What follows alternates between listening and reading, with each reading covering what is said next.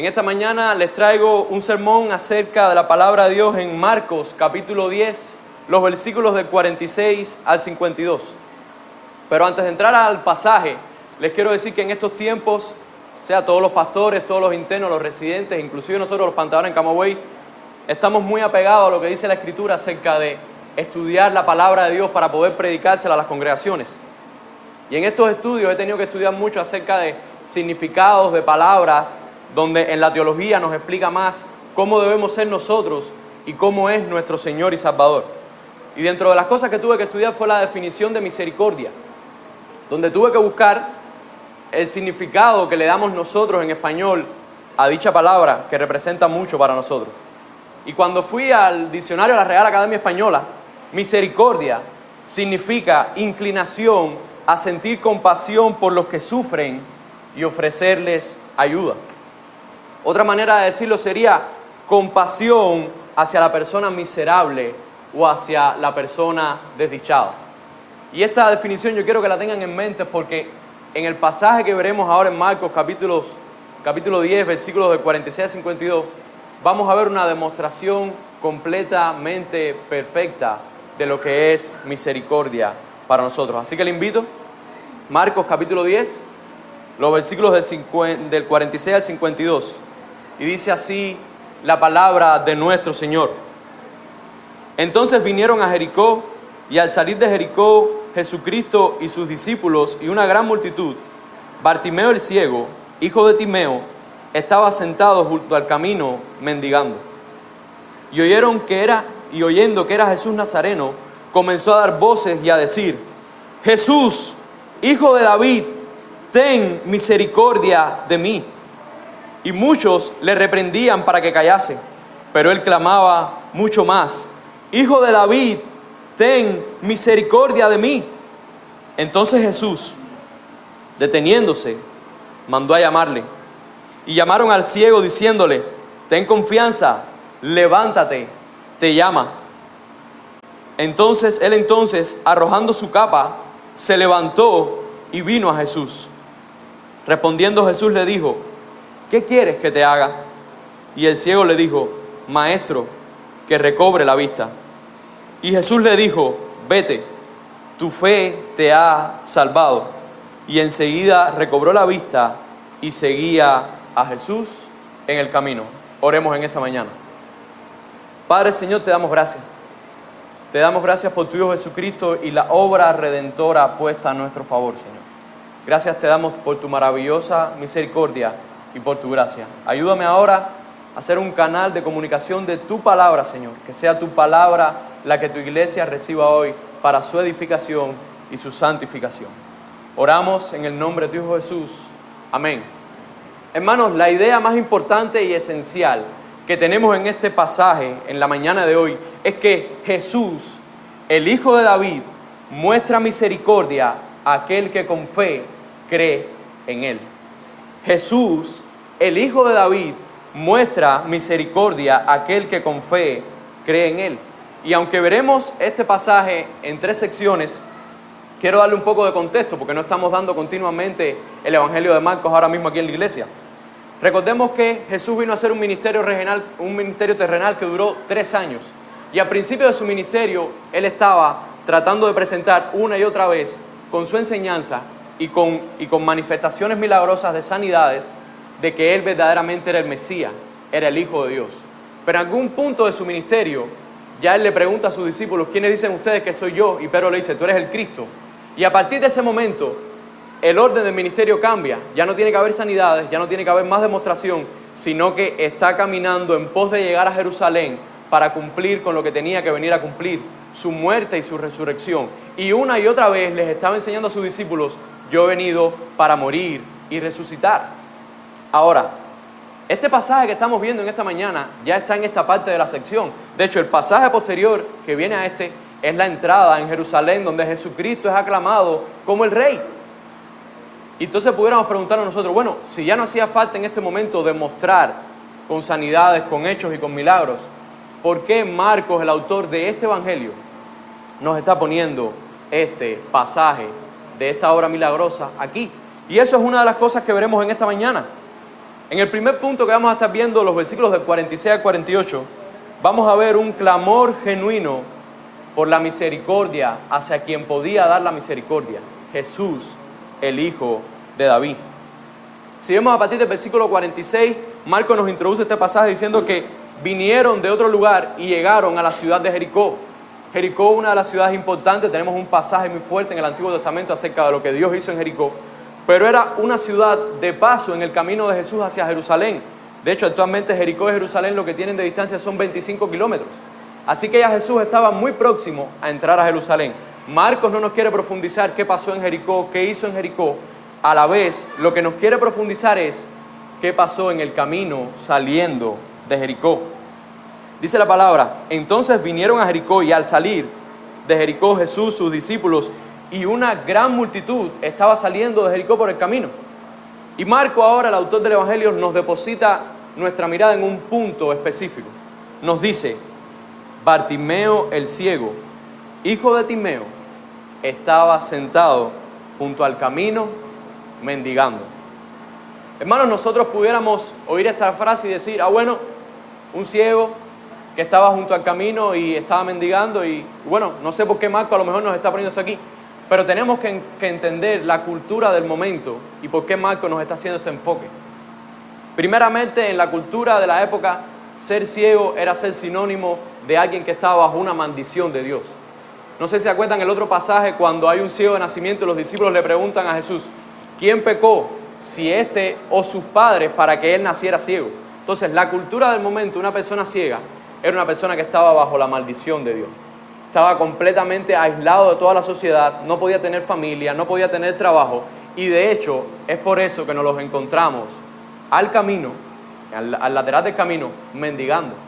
Porque era lo único que los ciegos podían hacer en aquel momento. Pero ahora viene el versículo 47, donde Marcos nos empieza a hacer la efusividad de esta historia. Dice el versículo 47, y oyendo Bartimeo el ciego, que era Jesús Nazareno, el que estaba caminando por delante del camino, ¿qué ustedes piensan que podía haber hecho Bartimeo? A lo mejor dicho, bueno, viene una gran multitud, déjame acomodar mejor un poco más mi lugar para ver si toda esta multitud puede darme monedas, puede darme cosas con que alimentarme. De ninguna manera.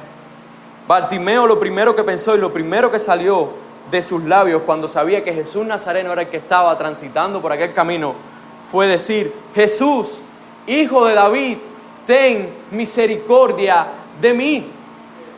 Ahora, hermanos, nosotros podemos oír eso hoy y podemos decir, amén, gloria a Dios, este ciego está viendo a Jesús que está pasando y le está pidiendo misericordia, pero podemos dejar de lado muchas cosas. ¿Por qué específicamente le dijo Hijo de David? En todo el Evangelio de Marcos anteriormente, en ningún momento se le había atribuido a Jesús tal título, Hijo de David. Los judíos cuando veían este título, y era un título mesiánico muy popular en la época, era que se remontaban a las profecías donde decía, como estuvimos leyendo en la lectura bíblica, que el Hijo de David, que la descendencia de David iba a ser el rey prometido que venía a reinar en el pueblo de Dios. Entonces, cuando estamos viendo aquí este clamor de un ciego que está diciendo Jesús y lo asocia con ese título, estamos viendo de una manera clara que Bartimeo comprende en total cabalidad de que Jesús era el Mesías prometido. Mucha gente podía estar siguiendo a Jesús por sus obras, por sus milagros, por sus cosas, pero Bartimeo, un ciego mendigo que estaba completamente imposibilitado de ver sanidades, de ver milagros, solamente por lo que puede haber oído junto al camino mientras mendigaba, acerca de lo que pudo haber conocido mientras le contaban historias de Jesús, él estaba completamente convencido de que quien estaba pasando por delante de él en ese momento era el Mesías prometido. Y clamaba, Jesús, Hijo de David, ten misericordia de mí. Y ahora vemos una cosa que nos puede chocar un poco, la multitud que seguía al Señor Jesucristo, lejos de ayudarlo, lejos de tratar de acercarlos al Maestro, dice la palabra de Dios, y muchos les reprendían para que callase. Pero Bartimeo clamaba mucho más y seguía una y otra vez diciendo, Hijo de David, ten misericordia de mí. Esta multitud estaba completamente errada en lo que estaba haciendo. Esta multitud seguía con los pensamientos de la cultura donde el ciego era un elemento renegado y decías, no, ¿para qué vamos a acercar a este ciego al Maestro? Cállate, no clames, no hagas nada. Quédate completamente imposibilitado de estar cerca del Señor. y era una multitud completamente errada en su entendimiento de quién verdaderamente era el Mesías. Hermano, a la luz de esta primera porción del pasaje, podemos sacar muchas cosas para nosotros hoy. No somos Bartimeo, no somos ciegos, no estamos mendigando, a lo mejor no tenemos un estatus rico, pero no importa el estatus social que tengamos, que no se nos impida clamar a Jesús por misericordia para nuestras vidas. No importa si estamos mal vestidos, no importa si tenemos más, si tenemos menos. Clamemos a Jesús, es el único quien puede tener misericordia para nuestra situación espiritual. La pregunta entonces de contraste sería, ¿estás clamando tú hoy a Jesús en medio de tus necesidades y situaciones? ¿Estás haciendo como Bartimeo, que no pensó en recoger monedas en ese momento, poniendo a lo mejor su vista en cosas materiales, en todo lo que va a poder recoger para comer 3 o 4 días en aquel momento? ¿Estás buscando tú, en medio de tus situaciones, clamar a Jesús por misericordia cuando nos equivocamos? ¿O estamos buscando encubrir las cosas? ¿Estamos buscando tener las respuestas en otros lugares, en conocimiento, en riquezas, en alguna sabiduría de este mundo? Clamemos genuinamente a Jesús por misericordia. Al igual que a lo mejor Bartimeo en esta situación, que lo que querían era alejarlo del maestro, es una oposición que tuvo. Nosotros tenemos una oposición a lo mejor un poco mayor.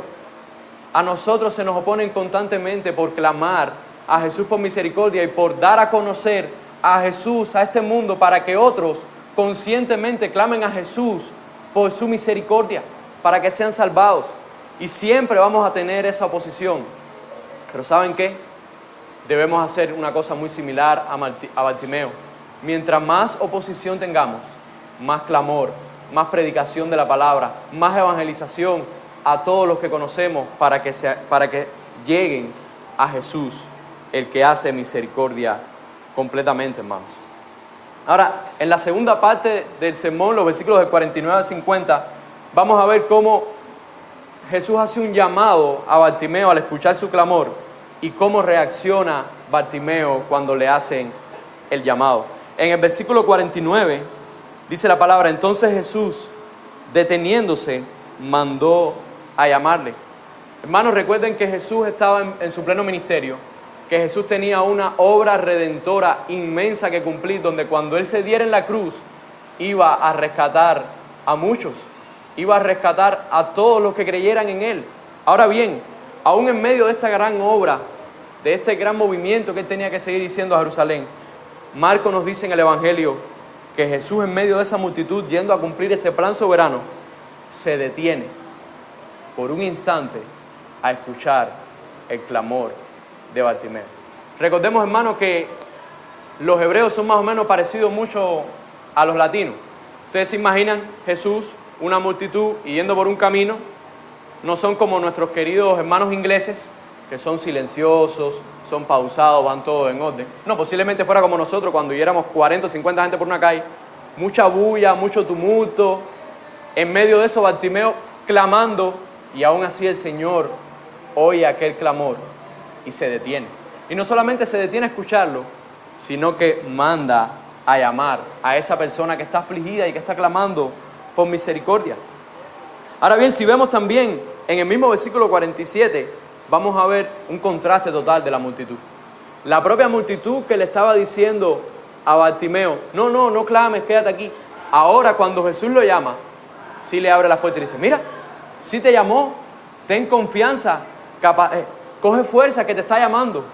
Esa es la verdadera actitud que debe tener una multitud cuando un afligido clama por Jesús.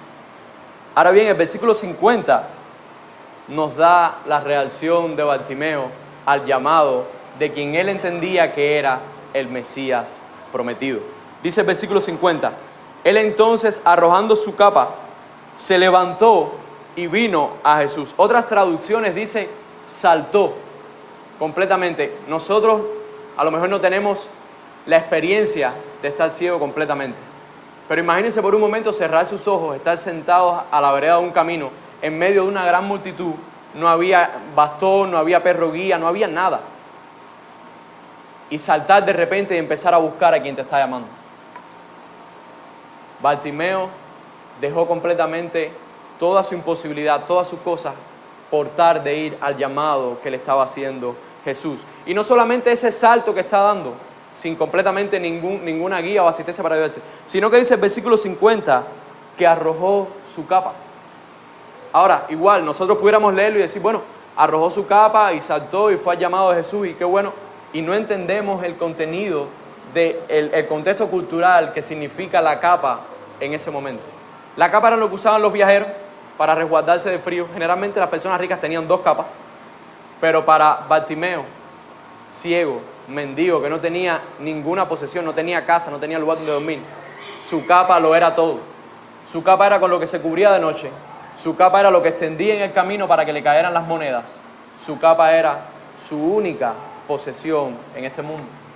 Y lo que nos está diciendo el pasaje es que a Bartimeo en ese momento no le importó la capa, que era quien lo resguardaba del frío de la noche. No le importó las monedas que hubieran estado ahí, que se hubieran quedado. No le importó completamente nada de lo material que poseía en ese momento. Él fue en busca del llamado que le hacía Jesucristo, hermano. Ese ciego, sin titubear, soltó todo lo que tenía y saltó al encuentro con Jesús. Hermanos, este pasaje, aunque pareciera pequeño, insignificativo en esta porción, este milagro que está haciendo Jesús aquí, tiene mucho que enseñarnos. Jesús, aún en medio de la gran obra de salvación que está haciendo, siempre tiene tiempo para atender a los clamores de misericordia de los hijos de Dios, hermano. Confiemos plenamente en Jesús. Nosotros entendemos que Jesús hoy está a la diestra de Dios y algunas veces pensamos que está gobernando las tierras, tiene las galaxias, todas las cosas están bajo su dominio y su poder y nos podemos sentir insignificantes, pero nosotros somos hijos rescatados por su sangre. Si verdaderamente nosotros clamamos, Jesús atiende nuestro clamor. Como mismo en medio de esta multitud, Jesús atendió el clamor de este ciego. Otra cosa que debemos entender en este pasaje, vuelvo y repito, no quiero espiritualizar el pasaje, no somos Bartimeo, no tenemos una sola capa, no les voy a decir como en otros lugares que dicen, arrojen su capa y vayan a Jesús, porque no es nuestro contexto, pero tenemos que pensar cuán dispuestos estamos en dejar nuestras posesiones materiales si nos es requerido por seguir y caminar con Jesús. Eso es lo que tenemos. ¿Hasta qué punto nosotros estamos conscientes de que nuestro Salvador, quien nos ha dado una vida espiritual eterna, nos dice, caminemos por aquí, y si eso significa sacrificar nuestras posesiones materiales, ¿hasta qué punto estamos dispuestos a dejarlo? ¿Estamos a punto de Bartimeo, donde lo deja todo? ¿Todavía estamos batallando con que tenemos cosas de las que no nos queremos desprender en este mundo? Hermanos, confíen en que seguir el llamado de Jesús es lo más excelente que podemos hacer en nuestra vida. La última porción de este pasaje, los versículos del 51 al 52, vamos a ver cómo la misericordia es recibida a aquel que con fe cree en Jesús. En el versículo 51 dice la palabra del Señor: respondiendo Jesús le dijo al ciego, ¿qué quieres que te haga? Ahora, en el pasaje anterior a este pasaje, 2 discípulos se le acercan a Jesús haciéndole una petición, y es muy similar la misma pregunta que está haciendo Jesús aquí. ¿Qué quiere que os haga? En aquel momento, aquellos discípulos que eran hermanos le dijeron, cuando estés en tu momento de gloria, lo que queremos nosotros es que uno se sienta a tu diestra y otro a tu izquierda. Estaban haciendo una petición de ambición de poder, una petición de orgullo.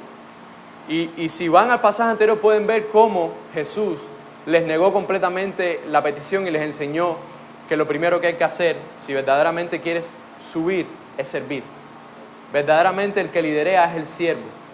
Nosotros, los pastores, los diáconos, los líderes, donde tenemos nuestro puesto de autoridad no es en el puesto, es en el servicio que le damos a la congregación. Y como congregación, donde podemos hacer nuestro servicio, el Señor nos da su autoridad como embajadores de este momento, de su reino en esta tierra, es cuando servimos a aquellos que aún no le conocen en la predicación del Evangelio. Entonces hay un contraste muy fuerte entre la petición de los discípulos, con la misma pregunta que le hace Jesús, y la petición que le va a hacer Bartimeo aquí. Miren cómo en el versículo 51, cuando Jesús le dice, ¿qué quieres que te haga? El ciego no pidió puestos, el ciego no pidió algo ambicioso, al revés, le dijo maestro, que específicamente ahí le dijo Raboni, que es la palabra que quiere decir mi maestro. Ya para el ciego Jesús era completamente su maestro, su Mesías, su Salvador. Le dice, maestro, yo lo único que te pido es que recobre la vista. Esa es una petición humilde de alguien que está completamente en desdicha y en misericordia y en miseria como este ciego. Ahora bien, ¿qué hace Jesús? Aquí algunas veces ya no hay sorpresa porque sabemos todo lo bueno y perfecto que Jesús obra. Dice en el versículo 52, vete, tu fe te ha salvado. Lo que nos puede sorprender aquí es esa primera acción que le dice, bueno, vete. Para nosotros aquí en Cuba si te dicen vete es algo como que despectivo, como que vete de mi casa, no te quiero aquí. Pero en este momento lo que le estaba diciendo Jesús a este ciego cuando le dice, vete, tu fe te ha salvado, que por cierto la palabra salvado aquí en el griego es indistinta, es salvado y a la vez sanado. Y en el ciego se cumplen las dos. Va a ser sanado de su vista, pero también va a ser salvo. Cuando le dice el vete aquí es que ya una vez sanado, ya una vez con su vista, se podía ir del lugar donde él estaba radicando. Ya no tenía que quedarse en el camino mendigando, ya podía entrar a la ciudad, ya podía encontrar un trabajo, ya podía encontrar una familia, hacer una vida completa. Eso es lo que le está diciendo aquí a Jesús cuando le dice vete. Le está dando una total libertad en donde él estaba completamente preso debido a su ceguera. Ahora bien, aunque Jesús le dice vete y le dice tu fe te ha sanado y salvado, dice el versículo 52, y enseguida recobró la vista. ¿Y qué hizo el ciego? Podía haberse ido, podía haberle dicho gracias maestro, me voy para Jericó, no sé, voy a empezar a hacer un oficio, voy a tener una familia, todo bien, gracias. No hizo eso. El ciego siguió a Jesús por el camino. Y bueno, no sabemos más nada de él, pero debe haber llegado hasta Jerusalén con el Señor. Comenzó a seguir a quien le había dado misericordia en su desdicha. Hermanos, la misericordia que estamos viendo en este pasaje, para aquellos que creemos en el Señor, a lo mejor no nos sorprende tanto. No es el único capítulo donde Jesús, o donde específicamente Dios, a lo largo de toda palabra, hace misericordia. Si vamos desde Génesis, cuando Adán y Eva caen en su pecado, la palabra de Dios decía, ciertamente, si comen del árbol de este fruto, ciertamente morirán. Y ciertamente Dios tuvo misericordia y físicamente no murieron. Espiritualmente cayeron en una muerte eterna, pero físicamente no murieron. Y una y otra vez cuando Dios se formó su pueblo Israel, una y otra vez tuvo misericordia de ellos. Estaban en Egipto siendo esclavos, Dios tuvo misericordia, el clamor de ellos en Egipto y los sacó de Egipto. Estaban en el desierto y comenzaron a contender contra Moisés y contra el propio Dios, haciendo idolatría, haciéndose un becerro de oro, y Dios tuvo misericordia con ellos. Dios tuvo misericordia a llevarlos hasta la tierra prometida. Dios tuvo misericordia cuando se enfrentaban con los filisteos. Dios tuvo misericordia aún cuando hicieron idolatría y hubo un exilio. Dios los preservó en el exilio. Dios tuvo misericordia, aparte de todas esas cosas, con cumplir con su promesa de que iba a venir Jesús, el Salvador. Y no solamente que vino, sino que la mayor y más grande misericordia que Dios tiene con nosotros es cuando da a su Hijo Jesucristo a nuestro favor. Hermanos, ningún ser humano afectado por el pecado, por cuanto todos estamos pecados, estamos destituidos de la gloria de Dios, ningún ser humano merece que Dios tenga compasión de él. Todo ser humano merece el castigo justo por cuanto peca, pero Dios es misericordioso, que no nos da lo que merecemos. Todo lo que merecemos nosotros lo cargó Jesucristo en la cruz del Calvario. Hermanos, no solamente nosotros hoy, en pleno siglo XXI, sino que la audiencia original, cuando leyó este texto, en el año más o menos 63 después de Cristo, al leer este pasaje, ellos se fortalecieron de la confianza que tenían en Jesús, porque entendieron por este pasaje que Jesús hace misericordia a aquel que tiene fe en Él. Bartimeo, desde que supo que era Jesús Nazareno, tenía fe en que ese era el Mesías y a quien podía clamar por misericordia. Pero también la audiencia original es un texto que pudo llevarlos a la reflexión, como hoy yo los invito a llevarlos a la siguiente reflexión. Si nosotros hoy pudiéramos tener la posibilidad de tener a Jesús delante de nosotros y Jesús nos dijera, ¿qué quieres que te haga? Ahora mismo, en nuestra situación, hoy es 4 de septiembre de 2022, muchos pudiéramos pedir, Señor, ayúdanos, a lo mejor con cosas más terrenales, ayuda a lo mejor con la economía de nuestro país, ayuda a nuestra nación que salga de la idolatría, o con cosas más personales, Señor, ayúdanos con mi matrimonio, que tengo problemas, o ayúdame con un hijo que no nos hablamos. Muchas cosas se nos pudieran ocurrir en nuestra mente donde el Señor en su misericordia nos pudiera ayudar. Y todas ellas son válidas, pero yo les exhorto a que reflexionen en una un poco más excelente. Personalmente, yo le pediría al Señor que nos haga más como Él y que nos siga santificando más como Él, porque con una vez nuestro carácter se va forjando más al carácter de Cristo, todas nuestras acciones, todos nuestros pensamientos se van forjando más al carácter de Cristo, todas las demás cosas las vamos a poder ir viendo y resolviendo como Cristo lo haría. Eso es lo que los creyentes debemos pedir una y otra vez en oración. Señor, cada día ayúdame a seguir siendo más como tú. Pero no solamente la reflexión es para todos aquellos que somos aquí hermanos, sino para aquellos que aún no conocen al Señor.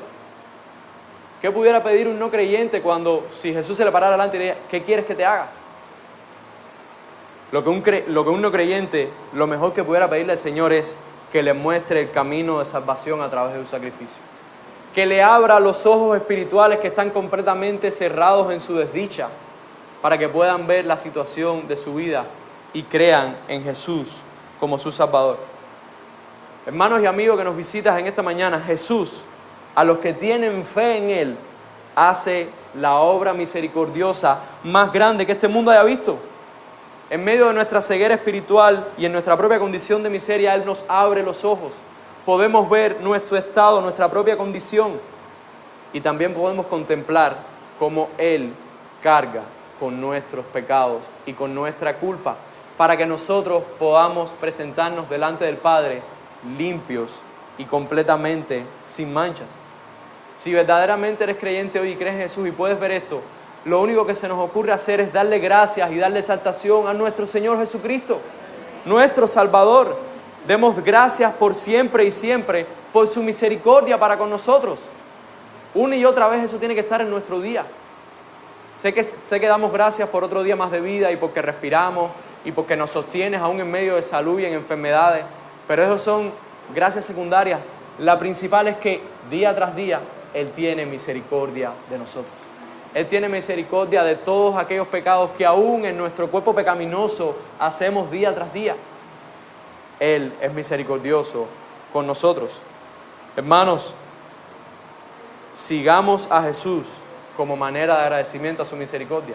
Ahí a lo mejor te puedo decir, mira lo que hizo Bartimeo, pudiendo tener una vida, vamos a decir, una libertad plena, construir toda su vida, prefirió seguir en pos de Jesús. No estoy diciendo ahora que no construyamos nuestras vidas en esta tierra, pero que seguimos que si verdaderamente somos salvados por Jesucristo, debemos seguirle. No hay un creyente que pueda decir, escucha el Evangelio, creo en Jesús, me siento salvo y ya, no aprende más nada de la palabra, no se congrega, no estudia más las Escrituras, no tiene coinonía con los hermanos, es como un cristiano solitario. Eso no es un cristiano.